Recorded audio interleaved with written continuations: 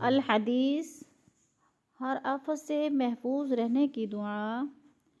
اعوذ بکلمات اللہ التامات من کل شیطان وہامہ ومن کل عین لامہ۔ حدیث نبوی صلی اللہ علیہ وآلہ وسلم۔